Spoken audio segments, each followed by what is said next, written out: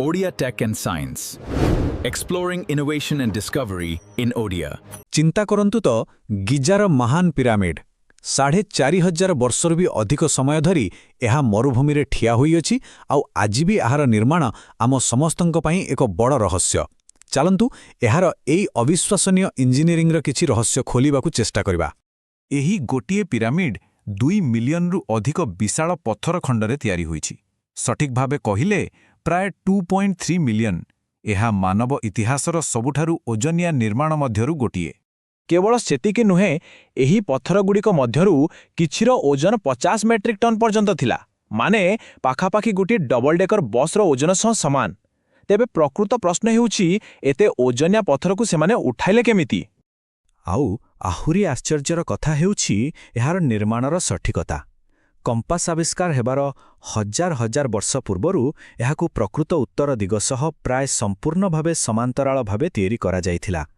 ବିନା ଟେକ୍ନୋଲୋଜିରେ ଏହା କେମିତି ସମ୍ଭବ ହେଲା? ତେବେ ସବୁଠୁ ବଡ଼ ପ୍ରଶ୍ନ, ଏହା ପ୍ରକୃତରେ ତିଆରି ହେଲା କେମିତି?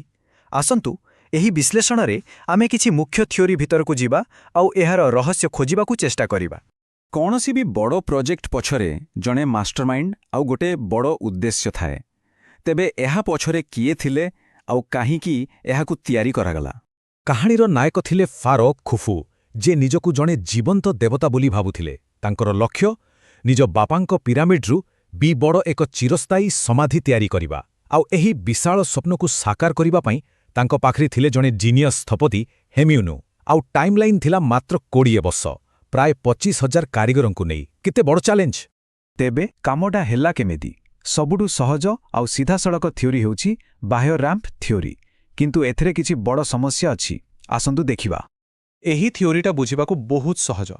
କଳ୍ପନା କରନ୍ତୁ, ପିରାମିଡ୍ ବାହାରେ ଗୋଟେ ବଡ଼ ରାମ୍ପ ତିଆରି ହେଉଛି, ଆଉ ସେହି ରାମ୍ପ ଉପରେ ହିଁ ପଥର ଖଣ୍ଡଗୁଡ଼ିକୁ ଟାଣି ଟାଣି ଉପରକୁ ନିଆଯାଉଛି। ପିରାମିଡ୍ ଯେତିକି ଉପରକୁ ଯାଉଛି, ରାମ୍ପ ବି ସେତିକି ଲମ୍ବା ଆଉ ଉଚ୍ଚ ହେଉଛି। ସରଳ ଲାଗୁଛି ନା, ନୁହେଁ କି? ହଁ, ଏହା ବହୁତ ସରଳ ଲାଗେ।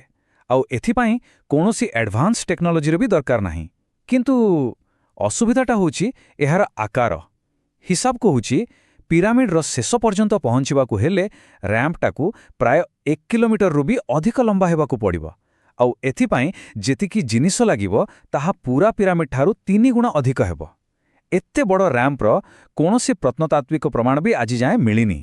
ଯଦି ବାହାରେ ରାମ୍ପ ନଥିଲା, ତେବେ ବିକଳ୍ପ କ'ଣ? କ'ଣ ଏମିତି ହୋଇପାରେ ଯେ ରାମ୍ପଟା ପିରାମିଡ୍ର ଭିତରେ ଥିଲା? ଏଠି ଆସୁଛି ଫ୍ରାନ୍ସର ଜଣେ ସ୍ଥାପତି ଜିନ୍ ପିୟର ହୁଡିନ୍ଙ୍କ କଥା। ସେ ଯେତେବେଳେ ଏହି ଥିଓରି ଦେଲେ, ଅଧିକାଂଶ ଲୋକ ତାଙ୍କୁ ଗୁରୁତ୍ୱ ଦେଲେନି। କହିଲେ ସେ ତ ଜଣେ ବାହାର ଲୋକ, ତାଙ୍କ ପାଖରେ କି ପ୍ରମାଣ ଅଛି? କିନ୍ତୁ ଧୀରେ ଧୀରେ ତାଙ୍କ ଥିଓରିକୁ ଅଧିକରୁ ଅଧିକ ସମର୍ଥନ ମିଳିଲା। ହୁଡିଙ୍କର ଥିଓରିଟା ବେଶ୍ ଚତୁର। ସେ କହିଲେ 2ଟି ରାମ୍ପ ବ୍ୟବହାର ହୋଇଥିଲା। ପ୍ରଥମେ ପ୍ରାୟ 60 ମିଟର ଉଚ୍ଚତା ପର୍ଯ୍ୟନ୍ତ ଏକ ଛୋଟ ବାହ୍ୟ ରାମ୍ପ ତିଆରି କରାଗଲା। ଏହା ମୁଖ୍ୟତଃ ରାଜାଙ୍କ କକ୍ଷ ପାଇଁ ସେହି ଭାରୀ ଗ୍ରାନାଇଟ୍ ପଥରଗୁଡ଼ିକୁ ପହଞ୍ଚାଇବା ପାଇଁ ଥିଲା। ଆଉ ତାପରେ ସେହି ବାହ୍ୟ ରାମ୍ପକୁ ଭାଙ୍ଗି ଦିଆଗଲା, ଆଉ ତାର ପଥରକୁ ବ୍ୟବହାର କରି ପିରାମିଡ୍ ଭିତରେ ଏକ ସର୍ପିଳ ରାମ୍ପ ତିଆରି କରାଗଲା। କିନ୍ତୁ ଗୋଟେ ବଡ଼ ପ୍ରଶ୍ନ ଏବେ ବି ଅଛି। ସେହି 50 ଟନ୍ ଓଜନର ଗ୍ରାନାଇଟ୍ ପଥରକୁ ସେମାନେ ସେହି ପ୍ରଥମ ରାମ୍ପ ଉପରେ ଉଠାଇଲେ କେମିତି? କେବଳ ମଣିଷ ବଳରେ ତ ଏହା ଅସମ୍ଭବ ଲାଗୁଛି। ହୁଡିନ୍ କୁହନ୍ତି, ଏହାର ଉତ୍ତର ପିରାମିଡ୍ ଭିତରେ ଥିବା ସେହି ରହସ୍ୟମୟ ଗ୍ରାଣ୍ଡ ଗ୍ୟାଲେରୀରେ ହିଁ ଅଛି। ତାଙ୍କ ମତରେ ଏହା କେବଳ ଏକ ରାସ୍ତା ନୁହେଁ, ବରଂ ଏକ ଅତ୍ୟନ୍ତ ଚତୁର କାଉଣ୍ଟର ୱେଟ୍ ସିଷ୍ଟମ ଥିଲା। କଳ୍ପନା କରନ୍ତୁ, ଗ୍ୟାଲେରୀର ଢାଳୁ ଉପରେ ଏକ ଭାରୀ ଟ୍ରଲି ଅଛି। ଦଉଡ଼ି ସାହାଯ୍ୟରେ ସେହି ଟ୍ରଲିକୁ ବାହାର ରାମ୍ପରେ ଥିବା 50 ଟନିଆ ପଥର ସହ ବନ୍ଧାଯାଇଛି। ଏବେ ଯେମିତି ହିଁ ଟ୍ରଲିଟା ଢାଳୁରେ ତଳକୁ ଗଡ଼ିବ, ତାର ଓଜନ ସେହି ବିଶାଳ ପଥରକୁ ଧୀରେ ଧୀରେ ଉପରକୁ ଟାଣିନେବ। କେତେ ସରଳ ଆଉ ପ୍ରଭାବଶାଳୀ ଉପାୟ! କିନ୍ତୁ କାହାଣୀ ଏତିକିରେ ସରୁନି। ଏବେ ଆସନ୍ତୁ ସବୁଠୁ ନୂଆ ଆଉ କିଛିଟା ବିବାଦୀୟ ଥିଓରି ବିଷୟରେ ଜାଣିବା, ଯାହା 2024ର ରିସର୍ଚ୍ଚ ଉପରେ ଆଧାରିତ। କ'ଣ ହେବ ଯଦି ଏହାର ନିର୍ମାଣ ପଛରେ ପାଣିର ଶକ୍ତି ଥିଲା? ଆଜିକାଲି ରିସର୍ଚ୍ଚରୁ ଜଣାପଡ଼ିଛି ଯେ ଆଜିକୁ 4600 ବର୍ଷ ପୂର୍ବେ ନୀଳ ନଦୀର ଏକ ଶାଖା ଠିକ୍ ଗିଜା ମାଳଭୂମି ପାଖ ଦେଇ ବହିଯାଉଥିଲା, ଯାହା ଆଜି ଶୁଖିଯାଇଛି। ଥିଓରି କହୁଛି, ନିର୍ମାତାମାନେ ଏହି ଜଳପଥକୁ ହିଁ ବ୍ୟବହାର କରି ବଡ଼ ବଡ଼ ପଥରକୁ ଡଙ୍ଗାରେ ସିଧା କନଷ୍ଟ୍ରକ୍ସନ୍ ସାଇଟ୍କୁ ଆଣୁଥିଲେ। ଆଉ ଏହାଠୁ ବି ଆଗକୁ ଯାଇ 2024ର ଏକ ଷ୍ଟଡି କହୁଛି ୱାଟର ଏଲିଭେଟର ଥିଓରି ବିଷୟରେ।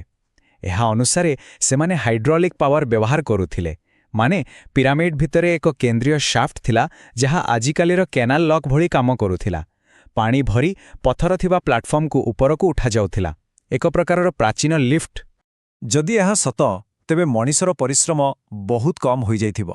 କିନ୍ତୁ ଅଧିକାଂଶ ଇଜିପ୍ଟୋଲୋଜିଷ୍ଟ ଏହାକୁ ଏକ କାଳ୍ପନିକ ଥିଓରି ବୋଲି କହନ୍ତି, କାରଣ ମହାନ ପିରାମିଡରେ ଏମିତି କୌଣସି ସାଫ୍ଟର ପ୍ରମାଣ ଏଯାଏ ମିଳିନାହିଁ, ଆଉ ଯେଉଁ ଷ୍ଟଡି କଥା କୁହାଯାଉଛି ତାହା ଏକ ଅଲଗା ଛୋଟ ପିରାମିଡ ଉପରେ କରାଯାଇଥିଲା। ଏତେ ସବୁ ଥିଓରି ପରେ ବି କିଛି ରହସ୍ୟ ଏବେ ବି ରହିଯାଇଛି, ଯାହାର ଉତ୍ତର କାହା ପାଖରେ ନାହିଁ। ପିରାମିଡ୍ ଆଜି ବି ଆମକୁ ଚକିତ କରୁଛି। ଆଉ ସେହି ରହସ୍ୟ ଭିତରେ ସବୁଠୁ ବଡ଼ ହେଉଛି ଏକ ଆଧୁନିକ ଆବିଷ୍କାର। 2017ରେ ବୈଜ୍ଞାନିକମାନେ ଆଧୁନିକ ଟେକ୍ନୋଲୋଜି ବ୍ୟବହାର କରି ପିରାମିଡ୍ ଭିତରେ ଏକ ବିଶାଳ, ସମ୍ପୂର୍ଣ୍ଣ ଅଜଣା ଖାଲି ସ୍ଥାନ ବା ଭଏଡ୍ ଠାବ କଲେ। ଏହାର ଲମ୍ବ କେତେ ଜାଣନ୍ତି? ପ୍ରାୟ 30 ମିଟର, ଗୋଟେ ବଡ଼ ବିମାନର ଆକାରର। ଏହା ନିଶ୍ଚିତ ଭାବରେ କୌଣସି ଭୁଲରେ ତିଆରି ହୋଇନଥିବ। ତେବେ ଏହି ବିଗ୍ ଭଏଡ୍ ପ୍ରକୃତରେ କ'ଣ? କିଛି ଲୋକ କହୁଛନ୍ତି ଏହା ଗ୍ରାଣ୍ଡ ଗ୍ୟାଲେରୀ ଉପରୁ ଚାପ କମାଇବା ପାଇଁ ଏକ ଖାଲି ଚାମ୍ବର।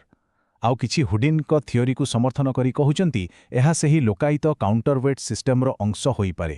କିନ୍ତୁ ସବୁଠୁ ରୋମାଞ୍ଚକର ସମ୍ଭାବନା ହେଉଛି କ'ଣ? ଏହା ହିଁ ଫାରୋ ଖୁଫୁଙ୍କର ପ୍ରକୃତ ସମାଧି କକ୍ଷ। ମନେ ରଖିବା ଦରକାର, ଖୁଫୁଙ୍କର ମମ୍ମି ଆଜି ଯାଏ ମିଳିନି। ତେବେ 4600 ବର୍ଷ ବିତିଯିବା ପରେ ବି ଏହି ମହାନ ପିରାମିଡ୍ ଆମକୁ ଆଉ କ'ଣ ସବୁ ନୂଆ କଥା ଦେଖାଇବା ପାଇଁ ଅପେକ୍ଷା କରିଛି? ଏହାର ରହସ୍ୟ ବୋଧହୁଏ କେବେ ବି ସମ୍ପୂର୍ଣ୍ଣ ଭାବେ ଉନ୍ମୋଚିତ ହେବ ନାହିଁ।